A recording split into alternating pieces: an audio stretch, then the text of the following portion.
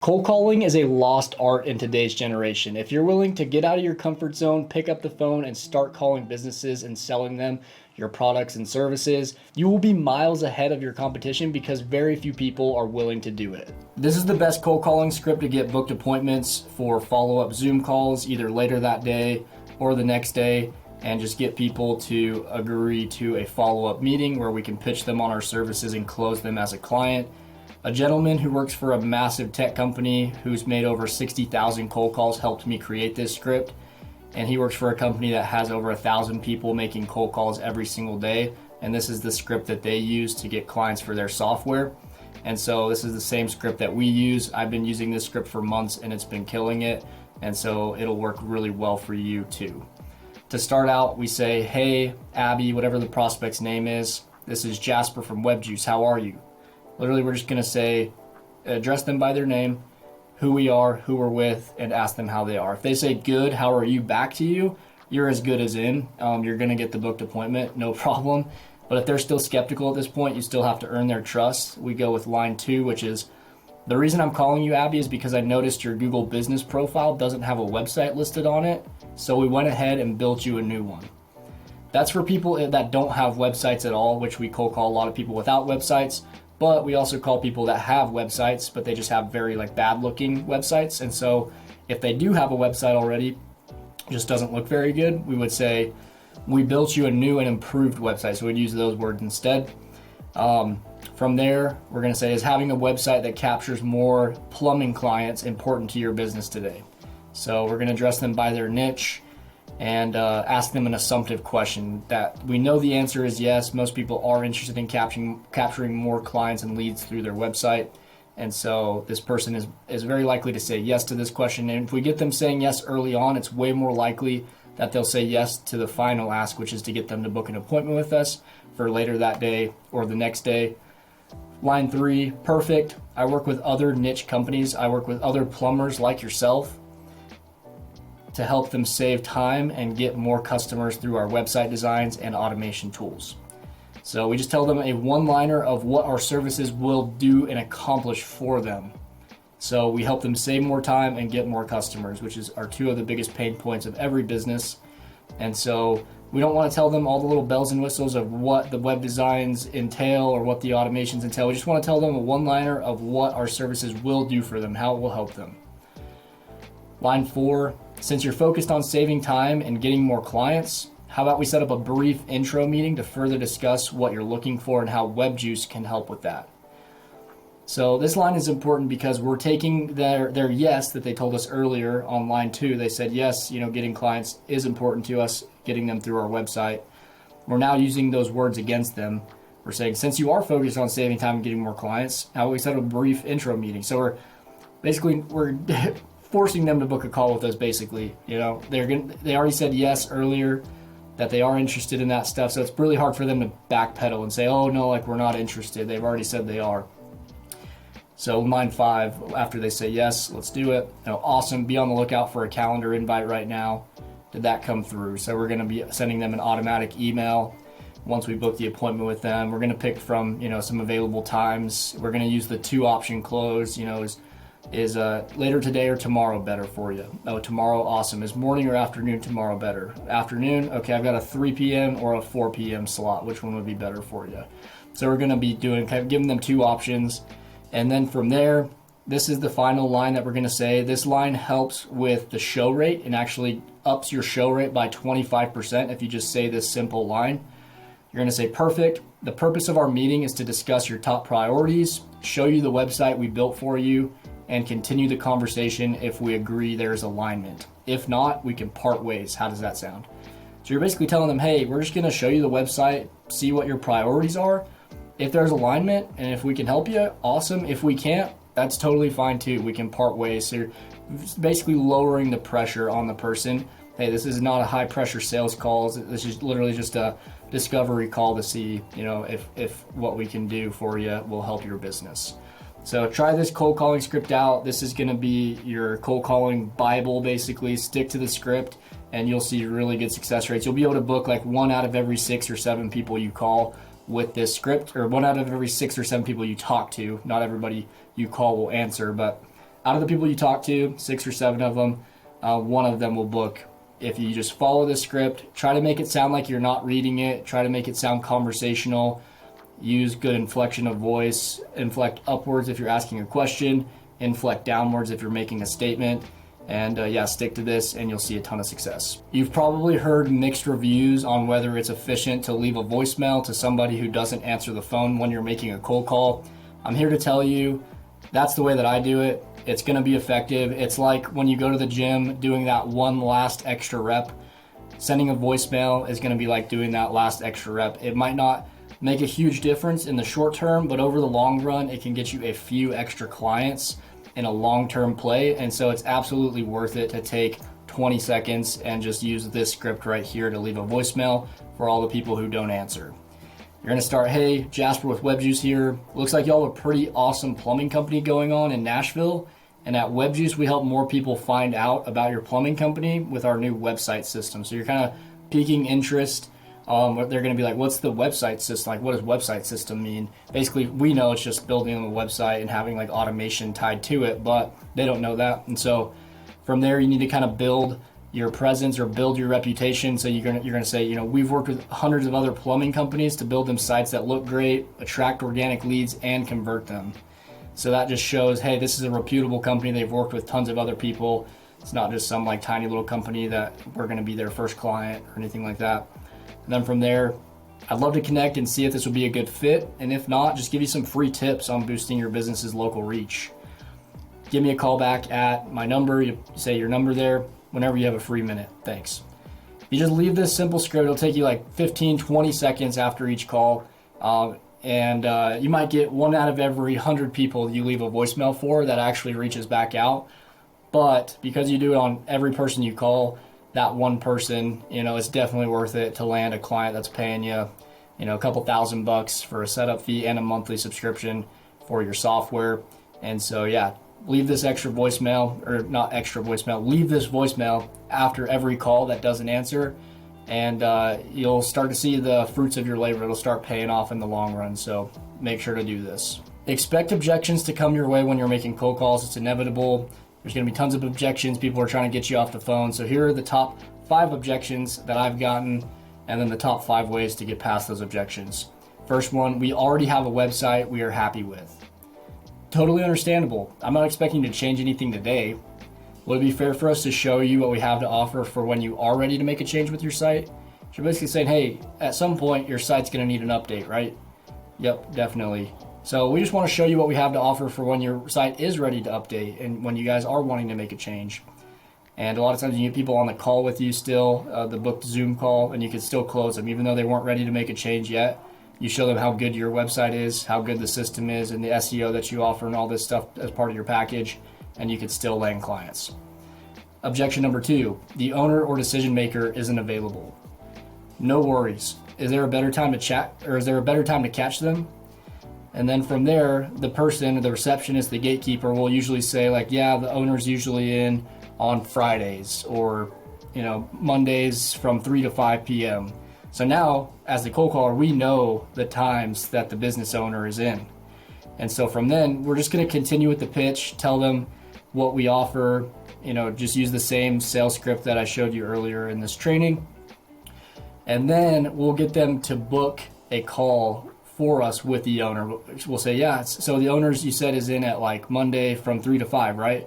And they'll be like, yeah, since it sounds like something you guys need or wanting to look into, can you book me in on their calendar sometime between that 3 to 5 slot on Monday? And you could still get them to book a call for you with the owner because they're usually the receptionists. They're the ones that can make those decisions. They do the scheduling. So that's the way to get through number 3. Number 3. Sorry, we don't have time to talk right now. No worries. I'll be sure to keep this short then. You're going to stay like really paced. Like don't speed up because they're speeding up and trying to get you off the phone. Like stay slow, stay paced. And then continue with the normal script and just use the same script that you use on everybody. The script really is short. If they let us, go through the script like normal, it can take like 30, 45 seconds. So, and then continue with the script. The reason I'm calling you, Abby, and just continue, but just address that okay, cool, we'll keep this short then, and just stay really slow, control the conversation.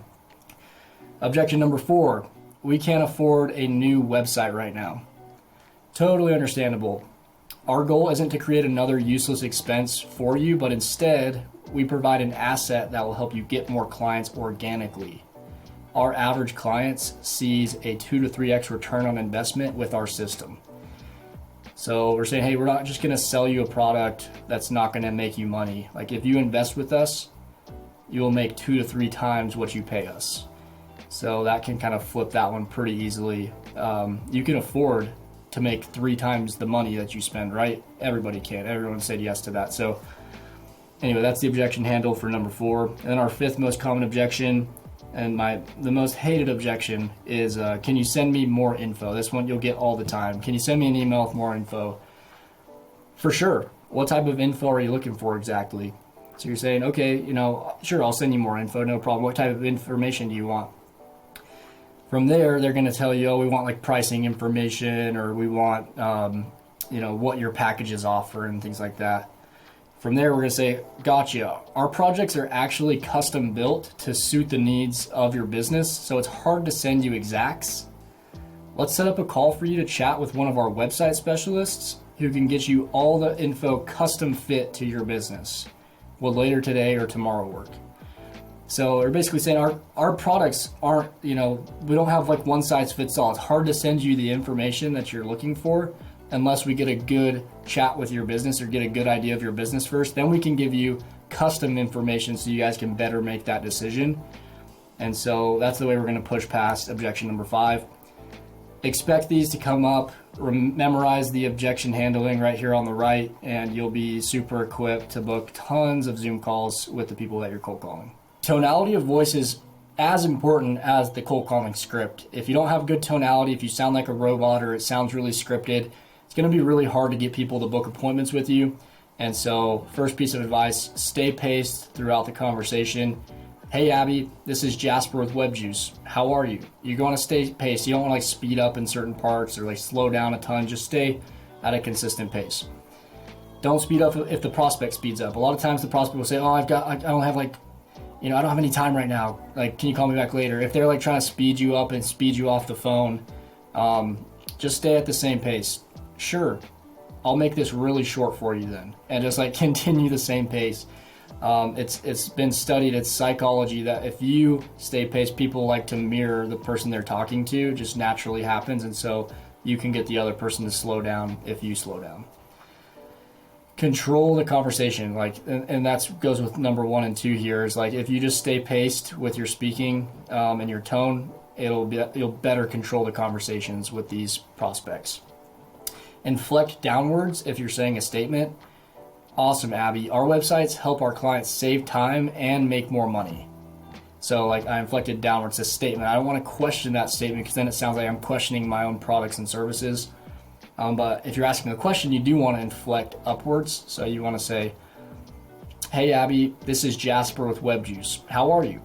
And inflect upwards so they know you're asking a question, and they won't get confused.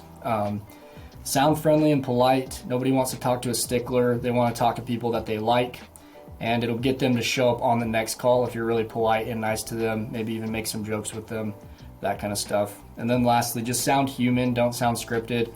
And the way to get around that is just memorize the script.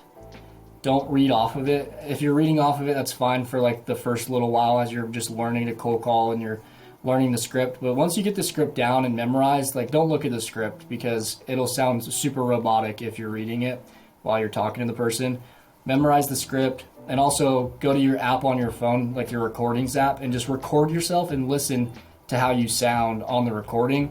That'll be great practice, and you'll be able to tell, oh dang, I sound really scripted here, or I sound really robotic here, and you can just practice listening to yourself, and that'll be a great way to just better your tonality of voice so that you'll have a much higher success rate when cold calling people and getting them to book a call with you. Here are some cold calling tips and tricks that I put together. First one, schedule calling blocks throughout the day and actually show up for those calling blocks.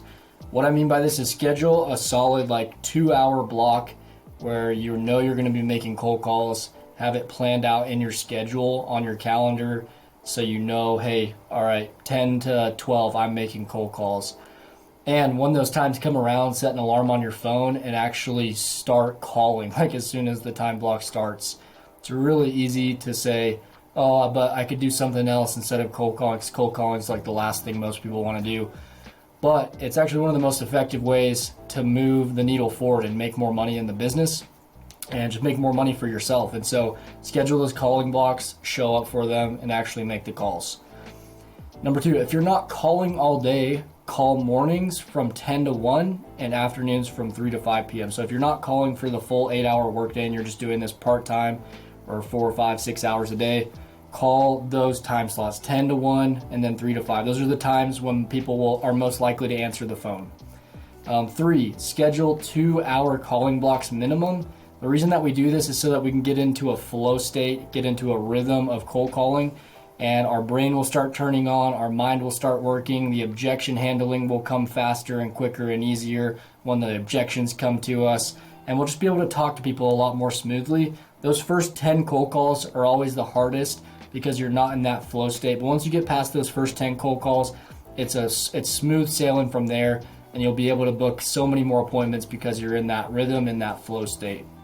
Number 4, call businesses with no website or bad websites. This is the method that I use to call businesses. Hey, Mr. Business Owner, we built you a website. We saw you didn't have one. Or, hey, we saw that you had one, but we built you a new updated one. And just scan over each lead's website really quick if they have one, and make sure you check if their website is good or bad. If it's bad, call them. If their website looks really good, just skip that lead and call the next one.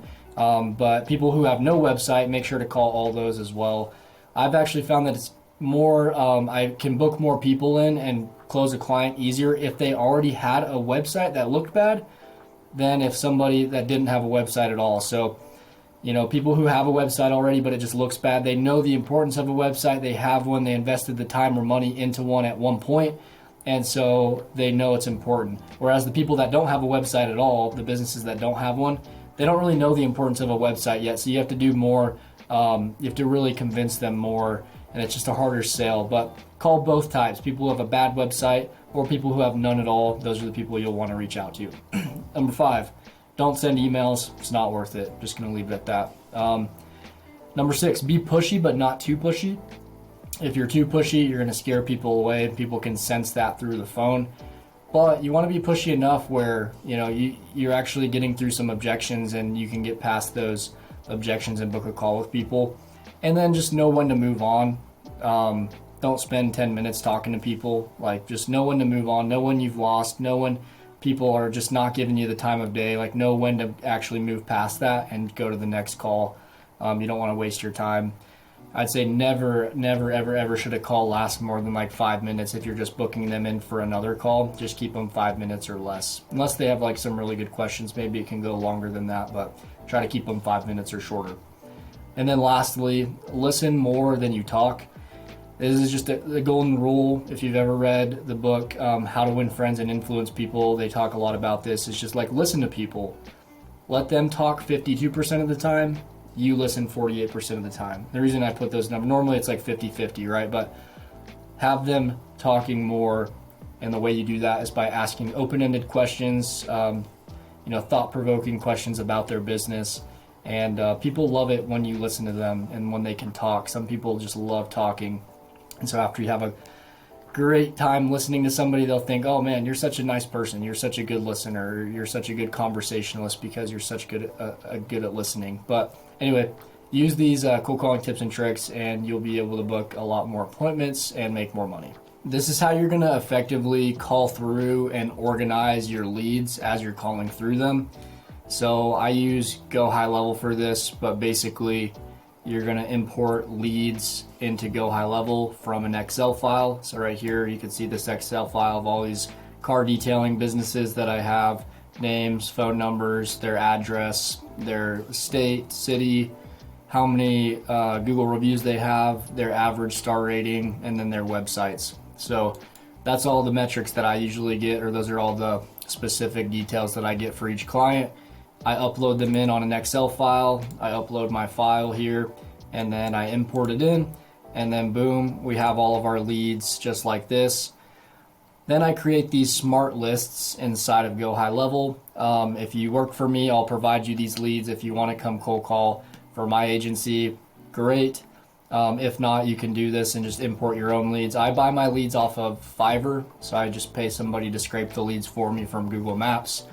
And then from there, we can start calling through these leads. So these are all car detailers, and this is all public information, so I think it's okay if I show you the phone numbers and everything. But we're just gonna go through, and we have these columns here. So by default, it only shows the business's first name, or the business's name, and then their phone number, and then the date they were created. But we can add to these. So we also have the city that they're located in. We also have the state, so we can just have some more context about this lead, where they're at, so we could like reference that on the call with them and stuff. We also need to know, let's see, their GMB status. We have that as well, whether they're claimed or not on Google My Business, which is good to know. And then we also have, let's see, Google reviews total. And then we have average star rating. So now that we've expanded this, we can now see, their name, their phone number. We could see the state they're located in, the city in that state, their average star rating on Google, how many Google reviews they have total, which is actually a really good indicator of who to call. Businesses with lots of Google reviews are pretty good to call because they're people who already know and have an understanding of like building their Google profile, and they know the importance of having a good reputation locally. And a lot of these businesses with lots of Google reviews have bad websites still. You'll be surprised. So anyway, one of them I forgot to add was website. We need to know their website. So I'm going to find website right here. So now we have their website. So now we can see all this different information on these leads, and we can call through them one by one. But first, what we can do is we can search up their website. So I'm just going to like copy this website link right here for this first one. Open up a new tab, paste their website link in. Oh, I don't know why that's the wrong link. I'm just going to copy the website link again, which can be found right here. And we're going to see how their website looks, right? So this one, decent looking website, but not that great. It's pretty basic. We could definitely include like a calendar booking system on here. Let's see. Looks like theirs leads them to a page that doesn't look very good for their booking and stuff. So we could definitely improve the website for this client and send them a better looking website. So anyway, now this would be a good one to call. So now we're just going to call them up. And then once you call the lead, great, you call them. Hopefully you booked an appointment with them. If not though, if they weren't interested, or if they told you to call them back, or if you just called them once and they didn't answer, we can use tags to label and organize our leads. So we're going to click on this guy again. Let's say after we called him, they didn't answer. We can go down to where we have our contact tags, and we can add a tag. Let's say they called but didn't answer. We could add a tag. It looks like I don't even have them in here, but we could add a tag that says called once. And we can add that tag. So now we know, okay, we called this lead one time. So when we go back through our list a second time, we know, okay, this person didn't answer. We called them once, but they didn't answer. So we just keep everybody organized that way. So now that I added this tag, if I go back out, I'll see next to this person that I have the called once tag on them. Knowing when I come back tomorrow, when I go back to my leads, I know everybody that I've called because I placed a tag on all the ones that I've called, and then I just pick up where I left off. And you can expand the page size to like 100, and you can say, hey, today I'm calling these 100 people on this first page. Tomorrow I'll go to the next 100. But yeah, that's how you keep everything organized, just by tagging them, and also going through checking their websites. The ones that don't have a website show up right here means they don't have a website on Google. their Google profiles, so that means those are good ones to call as well.